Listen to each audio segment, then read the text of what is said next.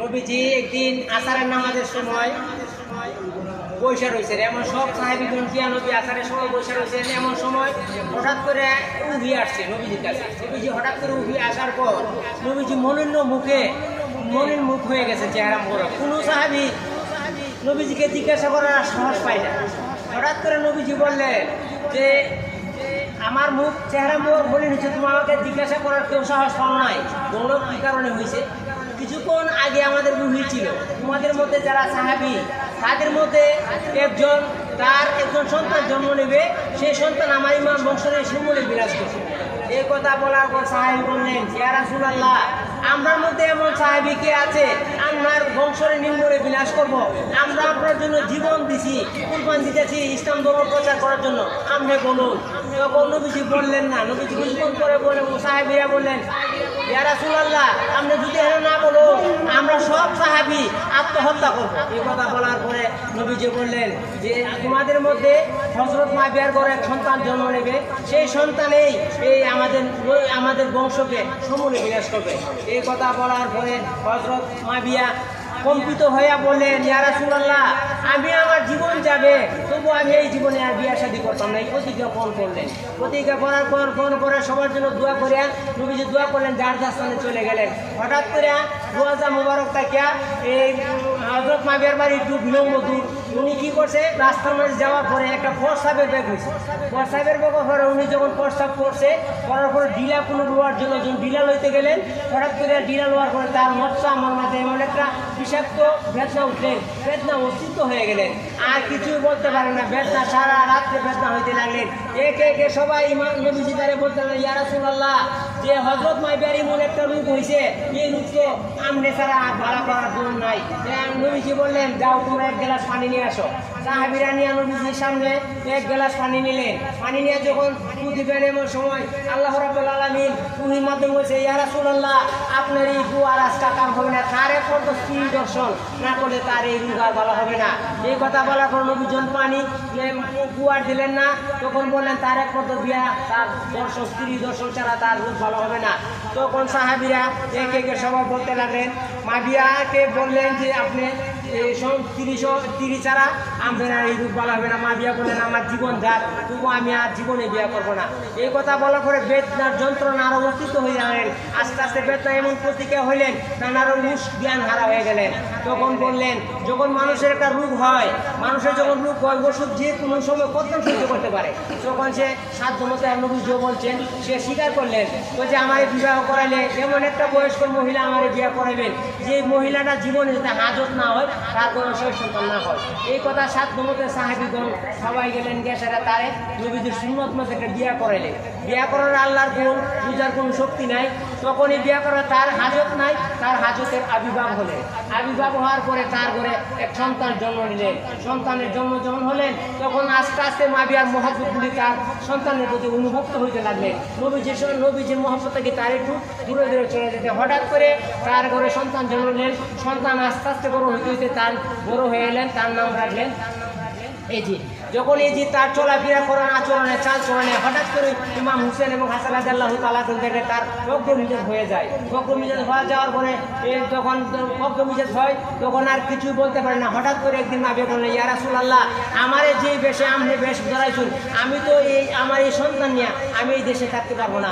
আমাকে এমন এক জায়গা দেন, আমি যাতে ইমাম হাসান এবং হুসেন রাদিয়াল্লাহু তাআলা বহু দূরে চলে যায়।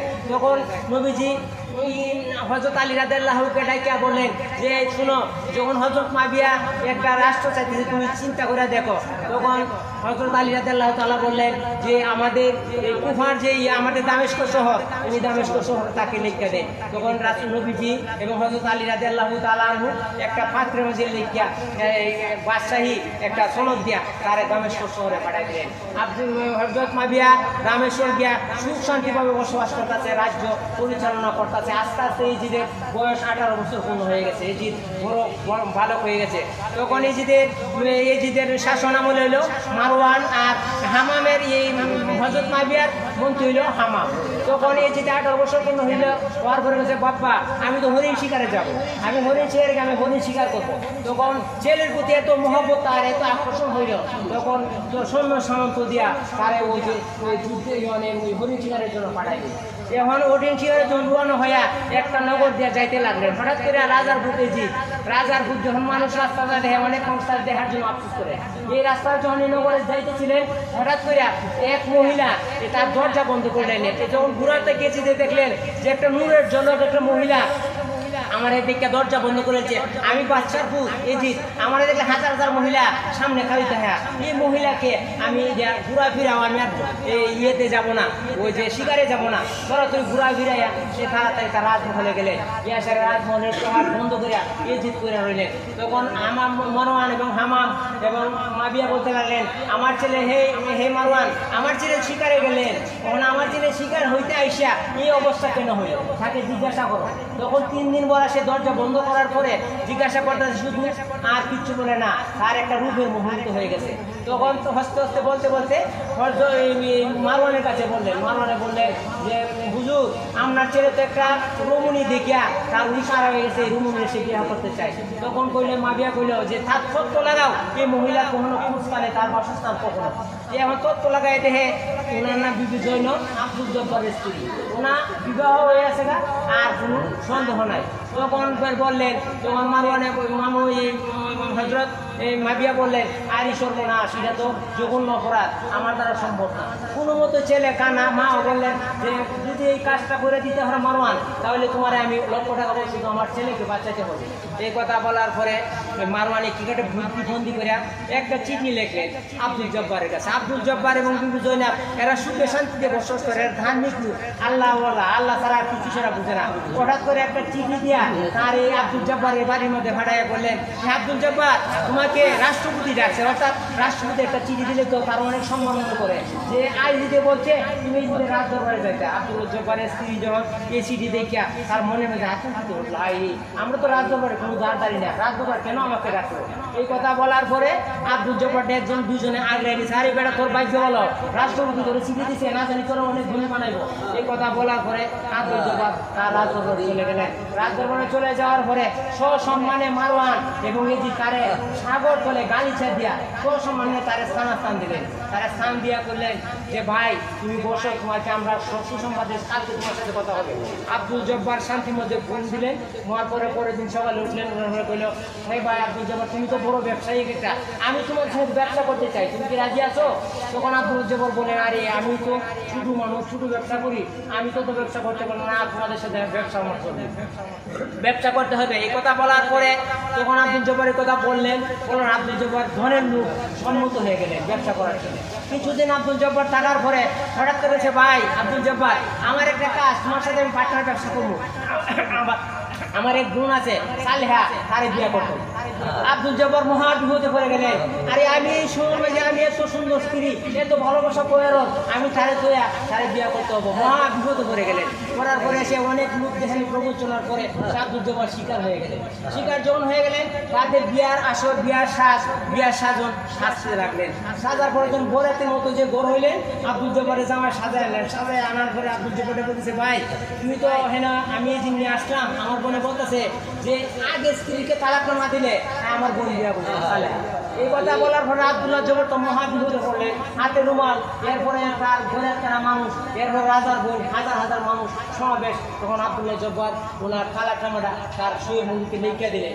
লেখা দেওয়ার পরে আবার আন্দোলন মধ্যে ঘুরে আসলেন, এসে বলতেছে যে আমার বোন সালেহা উনি আর কাছে তোমার কাছে বিয়া করছে, কারণ এত সুন্দর উনি গান মিত্র হুসি বিবি জয়নাব, ওনারে তো যেই লোকে এই রাজ্যের লোকে বিয়া করতারে, আমারে তো আর বোনকে বিয়া করবো, আমি তার কাছে মূলত হইল সালেহা নামে না। এই প্রবঞ্চনা দেওয়ার পরে এই চিঠি লেখা সেরা জয়নাবের বাড়িতে একবারে পাঠাই দিচ্ছে। জয়নাবের পাঠায় জয়নাব তো চিঠি পাইয়া অজ্ঞান হয়ে উঠছে, আরে আমার স্বামী আমার কি করবো। আগেকার দিনে হোক আর এখনকার দিনে হোক ইসলামের শরীয়তে বিধান আছে 3 মাস কেন বিধবা প্রথা পালন করার লাগে, আর স্বামীর ভাই টাকা কোনো তার অর্ডার লাগে। আর আব্দুল জব্বারের এই জয়নাবের বাবা ওনাকে নিয়ে গেলেন। এই জিতে তো যে যখন বললেন যে ভাই আমার বোন তো অনিহার করে, তখন এই আব্দুল্লাহ জব্বার তার বাড়িতে দিয়ে পলাই গেল, আর বাড়িতে একবার পাহাড় জঙ্গল বসে ফকিরের বেড দিয়েছে, একবারে জঙ্গলে পলাই গেল, আর তার এই নগরে আর গেলেন না। আব্দুল্লাহ জব্বার যখন এই নগরে গেলেন না, আর তার মা পিতা তাকে তার বাড়িতে নিয়ে আসলেন। 3 মাস 13 দিন হয় নাই, আর এই দিকে গনতে গনতে আঙুল ভাঙাতে আছে, কোন সময় 3 মাস 13 দিন হইব আমি জনাকে বিয়া হয়ে আমার ঘরে আনবো। এই কথা বলতে বলতে সে দিনটা যেটা 3 মাস 13 দিন ভিডিও করতে হয়েছে না, এই জিদে মারুয়া এই জিদে কি করছে, চিঠি লিখছে যে বিবি জয়নাব আমি তোমার স্বাধীনতা গ্রহণ করতে চাই, কারণ তুমি আমি বাদশাহী আমার অর্ধেক তোমার আমি দিব।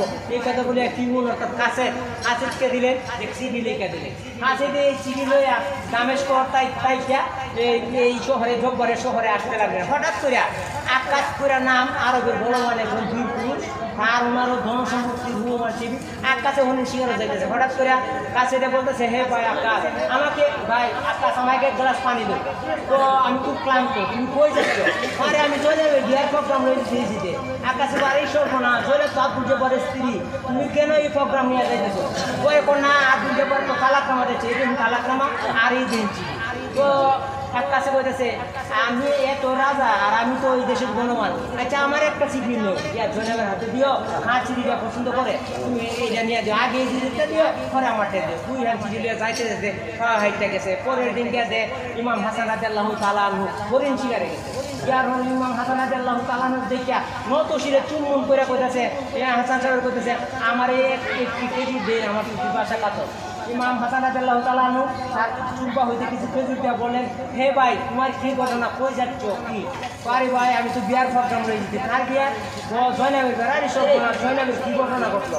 ওই এই অবস্থা করে এই যে প্রোগ্রাম দিচ্ছে, সে সময় আকাশে দিচ্ছে যদি হুজুর অনুমতি করুন আমরা একটা প্রোগ্রাম দিয়ে দিই। ইমাম হাসান রাদিয়াল্লাহু তাআলা বললেন যে এদের ঘরে তো এই দেশের বাদশা, আর আমার আকাশ রূপবান ধনী মানুষ, আর আমি তো গরিব মানুষ, আমার ঘরে আল্লাহর ইবাদত করার কিছু নেই, আমারটাই গ্রহণ করবে। এখন ভালো প্রোগ্রাম যদি তাই এটা ভালো চিন্তা করে। ইমাম হাসান রাদিয়াল্লাহু তাআলা অনেক চিন্তা ভাবনা করলেন। চিন্তা ভাবনা করে উনি একটা চিঠি দিয়া সাইরা দিলেন যে যাও আমার চিঠিটা ভাই পরে দিও, পরে দিলে পরে আমার খবরটা যাইবার সময় জানাই দিল। এই কথা বলার পরে 3 চিঠি লইয়া তারপরে একবারে জয়নাবের বাহের বাড়ি প্রস্তাব লয়ে গেছে। কাছে গিয়া ডাকতেছে, ওনার বিধবা 3 মাস থেকে পরিণত হয় না, উনি পর্দার মহলে ছিলেন, ওনার পর্দার মহলে তাইকেই একে চিঠি দিতে লাগলেন।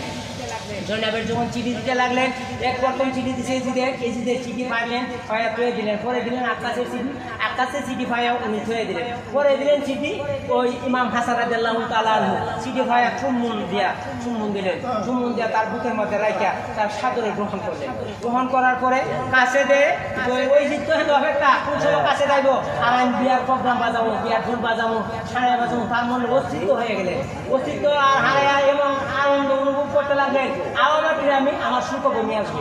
এই কথা বলার পরে আস্তে আস্তে যখন যাইতেছে আবার বলতে লাগলেন, গেলেন। যাওয়ার পরে মামনে জিজ্ঞাসা করতেছে, হে কাছে তোমার খবর কি?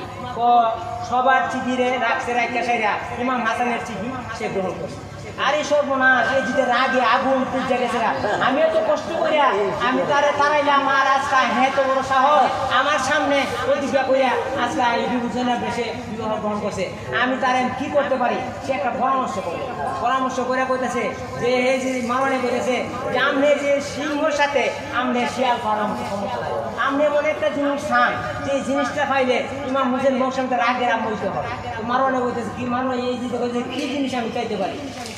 তাড়াতাড়ি একটা চিঠি লেখা দেন, আমি যদি তাড়াতাড়ি মক্কা মদিনার কাজ দামেশ করে দিতে হাতে, আর আমার হাতে যত মুসলমান আছে আমিরুল মুমিনিন, আমার এই দাদাও এই খলিফা খের বাবু খলিফা, আমি ওখানে বয়াত গ্রহণ করতে চাই। এই কথা বললে চিঠি পাঠাই। চিঠি যখন এই কথা ফাটাইছে, মদিনার বাসী উন্নয় করতেছে, আরে শুয়োরের বাচ্চা, আরে তোর তো আজকে এর বাপের রাষ্ট্র, আর তুই এত সাহস, মক্কা মদিনার খাতনা সাথ মক্কাবাসীর ভিতরে আগুনে সংগঠিত ছিলেন। আরে সর্বনাশ সব মানুষ আসার নামাজের বাদে কেন হয়েছে ওই সেটা বলতেছে। ইমাম হুসেন রাদিয়াল্লাহু তাআলা হাসান রাদিয়াল্লাহু তাআলা বলতেছে যে এই ঘটনা আমি মক্কা মদিনার কাজদানি তো কাছেতে দেখলাম না, যদি তীর্থটন করে আমরা বিরোধী করলাম, মক্কা মদিনার কাজদানি তো দেমু কাজদানি তো জীবনে বহন না করতে অবশ্যই লিখে দিছে ইমাম হাসান হুসেন রাদিয়াল্লাহু তাআলা, এই বান্দির বাচ্চা তোর যদি সাহস থাকে, তোর যদি ধামক থাকে, তাহলে আমার সঙ্গে যুদ্ধ করে মক্কা মদিনার কাজদানি এত সাহস। এই কথা বললে ও এই চিঠি কাছে চলে গেছে আর মদিনাবাসীরা আনাগোনা করতে লাগলো আই সর্বনাশে তোর সাহস এর বাবার রাষ্ট্র নিয়ে আসতে হবে বাইরে কেনা সহ্য করবো সহ্য করার কোনো ক্ষমতা নাই এই কথা বলার পরে দিলে তো এই চিঠি ভাই আসে রাহাকে রামবানিত হইয়া এত বড় সাহস আমার কথা আমি যুদ্ধ তার ঘোষণা করবো মদিনাবাসীরা যুদ্ধ করার মানে যুদ্ধ করে নষ্ট করা আমার 1 ঘন্টার মধ্যে সময় এই কথা বলে হাজার হাজার সৈন্য সামর্থ্য দিয়া এই এরা এই চিঠি বেতন বিধি বানায় টাকা লোক দিয়া সৈন্য সামর্থ্য জোগাড় কইরা আর এইদিকে না ইমাম হুসেন এবং হাসান আল্লাহ তাআলা বলতেছে হে ভাই সকল আমরা তো মদিনাবাসী আমরা তো নবীর নাতি আমরা হইলে ইমাম বংশের কিন্তু মক্কা মদিনার কাজ করতে আমরা দিবেন না জান দিবে এরা বলতেছে না আমরা জান দিব মক্কা মদিনার কাজ আমরা দাম কোনোদিনও দিব না এই কথা বলার পরে এই যে হাজার হাজার সৈন্য সামন্ত লইয়া আয়া মদিনা আক্রমণ করার জন্য একটা সংকেত দিছে ঢুলের যুদ্ধের একটা ঘোষণা ছিল যুদ্ধ ঘোষণা দেওয়ার পরে যখন মদিনার এই সীমান্ত ঢুকবে বিমর সময় এরা মদিনাবাসী একটা সাদা নিশান উড়াই দিয়েছে এই সাদা নিশান দেখলে নিয়ম আছে যুদ্ধে যাওয়ার জন্য ক্ষান্ত দিচ্ছে যুদ্ধ যাওয়া দেওয়া পরে দুই সাদা নিশান নামায় পেছে আসো তোমরা যুদ্ধে আসো আমাদের সাথে যুদ্ধ করো মদিনাবাসীর তীর তেজা নেজা বললাম যা অবস্থা আছে সবাই ইসলাম ধর্ম রক্ষা করার জন্য মাঠের মধ্যে যুদ্ধ করতে লাগে এই যুদ্ধের সময় যুদ্ধ করতে লাগে ইমাম হুসেন রাদিয়াল্লাহু তাআলা আব্বাস রাদিয়াল্লাহু তাআলা ইমাম হাসান এবং হুসাইন সবাই মদিনাবাসীরা যুদ্ধ নামছে সবাই ঘোড়া চলতে রয়েছে ইমাম হুসেন সাথে থেকে মদিনার মহিলারাও মাঠে নামছে ইমাম হুসেন রাদিয়াল্লাহু তাআলা হে ভাই আমি আগে সান্ত্বনা দিয়েছি যদি মহিলারা এই মাঠে না যায় আমি নানা মতো কি উত্তর দিব এই জন্য সবারকে ডেকে বলেন যে আমরা ইনশাল্লাহ জয় করবো তোমরা 7 জন অনুযায়ী তোমরা খাই এমন আমাদের জন্য দোয়া করো এই কথা বলে আর যুদ্ধে আরম্ভ হইলেন এমন যুদ্ধ হইতে হইতে সকাল থেকে সন্ধ্যা পর্যন্ত যুদ্ধ হইলেন ইজিদের নামের মাত্রা একটাও না ইজিদের মুখের মধ্যে সব বিনাশ করে নিলেন আর আল্লাহু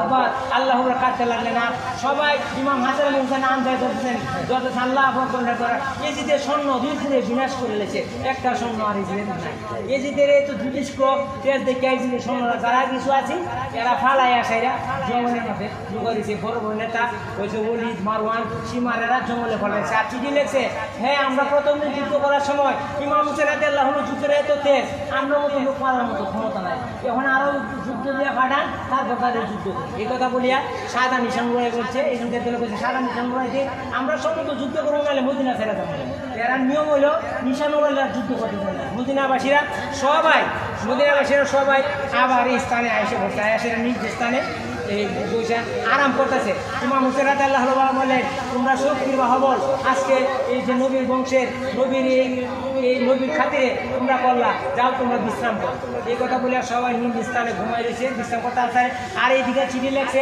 যে যুদ্ধ আমরা করছি আমরা এই যুদ্ধ জয় করতে পারবো না আর তুমি তাড়াতাড়ি আরো সন্ধ্যা সমন্ত হাঁটাও এই কথা বলার পরে মারওয়ান ওলিদ সীমা এরা পাহাড়ের মধ্যে লুকায়া আস্তে আস্তে রাত্রে গভীর হয়েছে বটে পাওয়ারে কে মদিনা শহরের ভিতরে ঢুকিয়া আরো সাথে কথা বলবো মনের কথা বলবো কোনো মুখ নাই এই অবস্থা ঢুকার পরে আবার মদিনাতে গিয়ে আবার এই পাহাড়ের গুহায় গেছে পরের দিন সকালবেলা যখন হয়েছে মোমেনা ওর নাম এক মহিলা এই মোমেনা মহিলা কি আছে পাহাড়ের কাছে একটা থানা চলে গেছে এরা 3 জনে মোমেনার ধারে গিয়ে বলতেছে হে তুমি কি মদিনাবাসী হ্যাঁ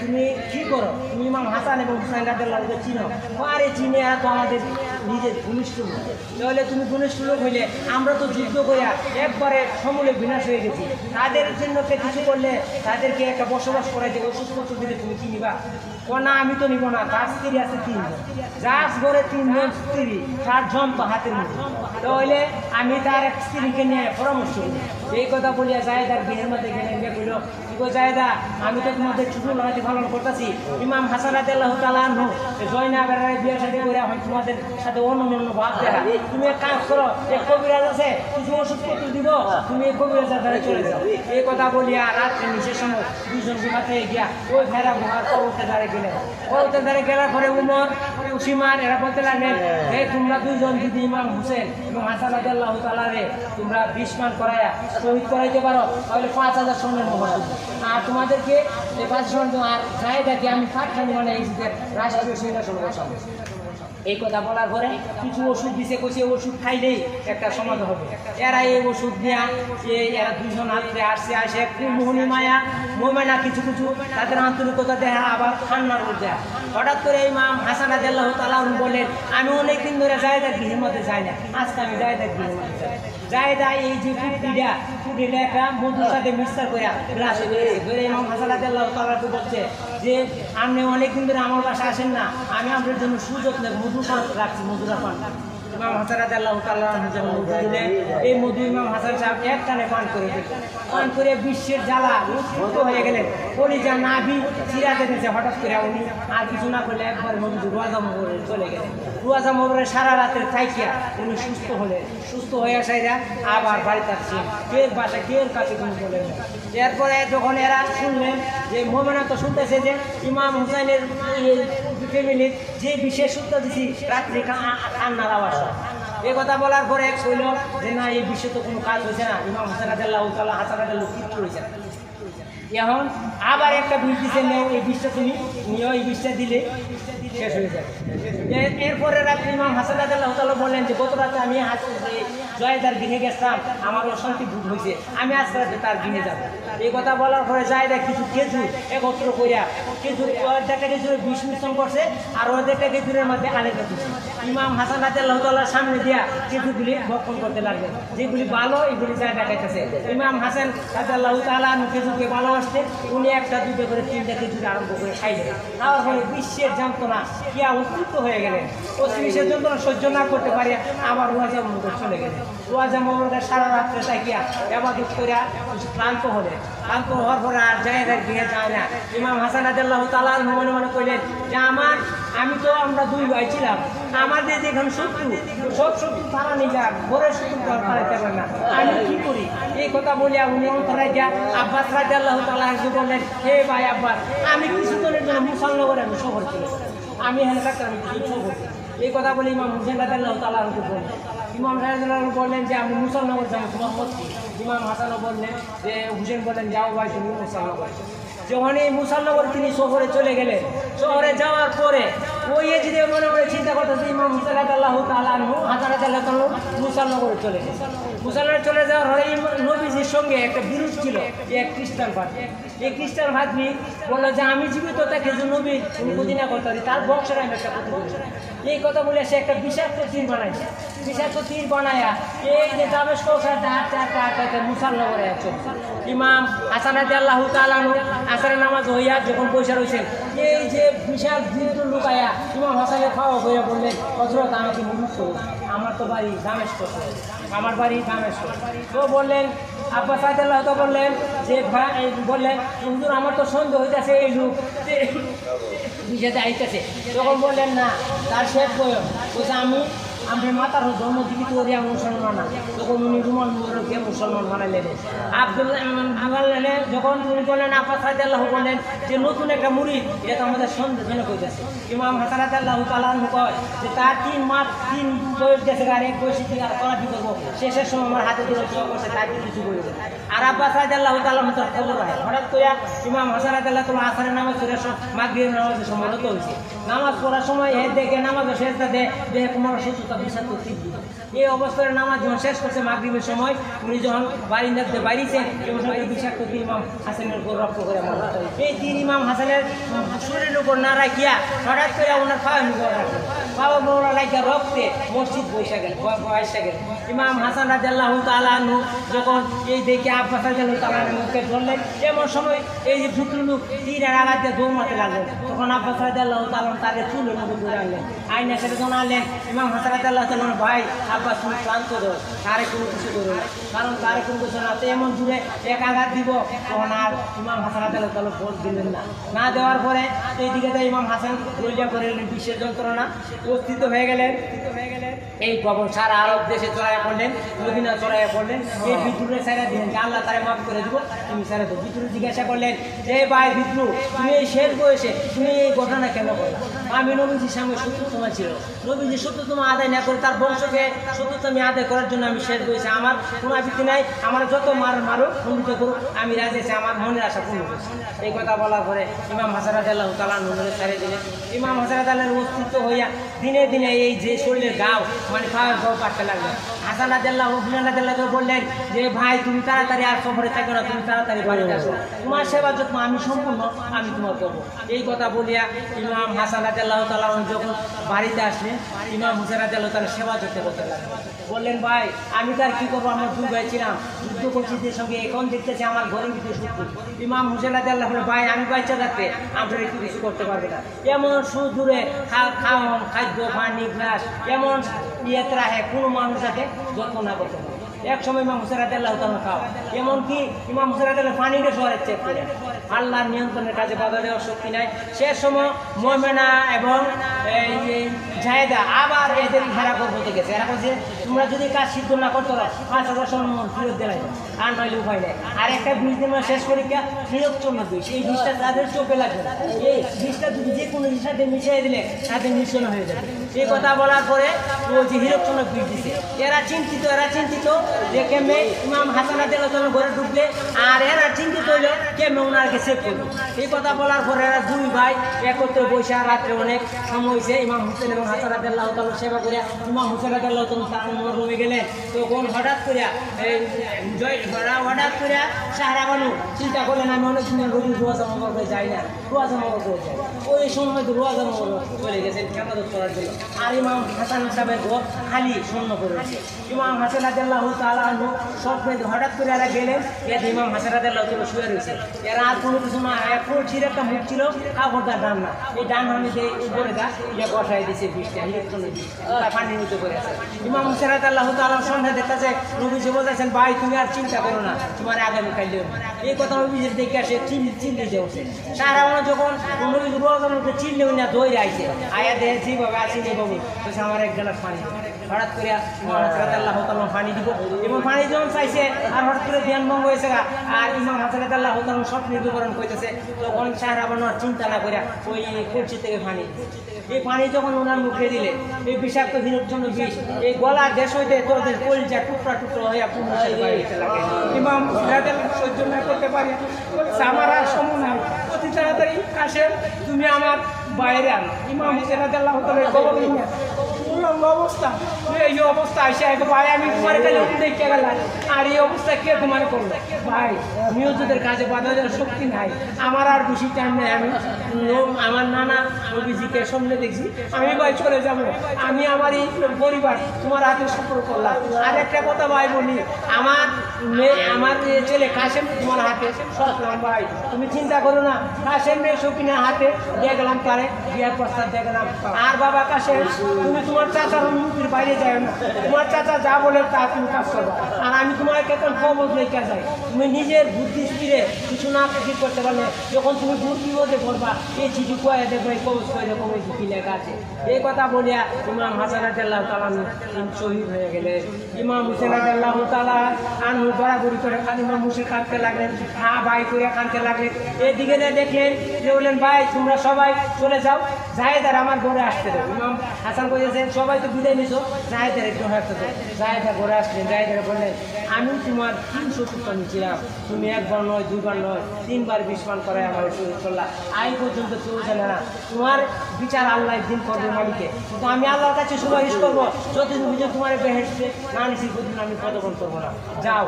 এই কথা বলিয়া যখন জাহেদা বিদায় করার পরে বলে ভাই হুসেন আমি একটা কথা ওয়াদা করে যাই, আমায় শহীদ হওয়ার পরে তুমি যদি মৃত্যু কোনো সন্ধান হোক তাদের তুমি ক্ষতি করিও না, তাদের কোনো বিচার করো না, তার বিচার আল্লাহ হোক। এই কথা বলিয়া যখন উনি শহীদ হয়ে গেলেন, শহীদ হওয়ার পরে সবাই নির্মত তখন জায়েদা আর মুমিনা ঘরের বাইরে হয়ে গেলেন।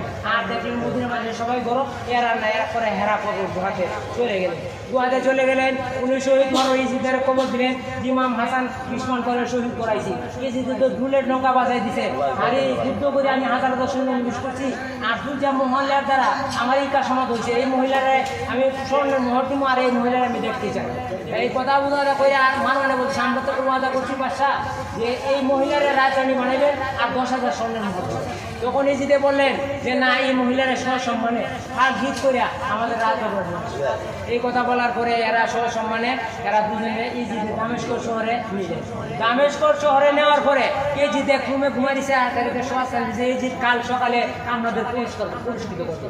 ইজিদ সারা রাত্রে মদ খায়া এমন পুরস্কার করেছেন, আমার আমি এই রমণী যার তাদের সকল সৃষ্টি আর যার এই রমণী করেছে আমি মন বিচার করবো যাতে জগতে দিল না পর্যন্ত দেখে আমি পুরস্কার দিব। মদ খায়া সে কইতেছে আর যায় দেব না এক দিনের মধ্যে শুয়ে রয়েছে। এরা শুয়ে থাকার পরে স্বপ্নে দেখতেছে যে কুহুনি যেন ধরছে উহু কইরা তারা চিৎকার দিয়ে উঠছে। সকালবেলা হয়েছে এই যে রাজ দরবারে ঢুল ঘোষণা করতে রাজের সবার সমস্তকে আনছেন। আইনা বলতেছে হে ভাই একটা কথা শোনো, আমি তো আজকে জয় হয়েছি, আমার জয় আমার জীবন সার্থক হয়েছে। আমার এই দুইটা মহিলার দ্বারা আমার একটা বিষাক্ত আমার এই শত্রুকে শহীদ করছে। আমি এই মহিলার 50,000 স্বর্ণের মোহর দেবো আর এই মহিলাকে পাঠানি করবো, এই ওয়াদা করে আমি করছি। তাহলে এই যে খারিয়া মঞ্চের মধ্যে বক্তব্য দিয়েছে। এমন সময় যায় দেখো ভ্রমণা দাঁড়ায় গেছে। তো যায় দাঁড়ায় বলতেছে তোমার আশা আমি পূর্ণ করি, তুমি আমার বাপ পাশে চেয়ারে কুর্সির মধ্যে বসে। যায় দা মনে মনে চিন্তা করছে বিয়া না করবো, আমি তো রাজ সিংহাসনে বসছি। ওনার বাম পাশে রাজ সিংহাসনে সে বসছে আর স্বর্ণের মোহরগুলি তাদের সামনে রাখছে। বলে এসেছে হে ভাই সকল, যে লোক যার কাছে কলম সৃষ্টি একবার নয় দুইবার নয় 3 বার 20 পান করাইয়া যে মহিলা শহীদ করাইতে পারে আর আমি একটু এজি তুচ্ছ মাত্র এদের কাছে, তাহলে আর কোনো লোকে বসে দেশে কি করবো? এরা এমন বিচার করা উচিত এই পৃথিবীর লোকে বিলে হওয়ার কেমন পর্যন্ত এদের বিচার দেখতে চাই, আমি সঠিক বিচার করতে চাই। এই কথা বলার পরে মোহনা দেখছি তোমার মোহরগুলি নেও। মোহনা মোহন নিব এই যে জায়গারে এই মাটির মাঝে ভালো মাটি পূজা পাত্রের মধ্যে দিয়া তীরের আকার নিক্ষেপ করতে থাকো। তার তীর দেয়া তাকে নিক্ষেপ করিয়া তার মৃত্যু পর্যন্ত জলের মধ্যে ফেলায় নমা করতে হইব। তাদের ভালো মজার লাভ মোমেনারও এই অবস্থা করছে। যারা করছে হায় আল্লাহ জিমুন রূপ ইমুন ফল আমরা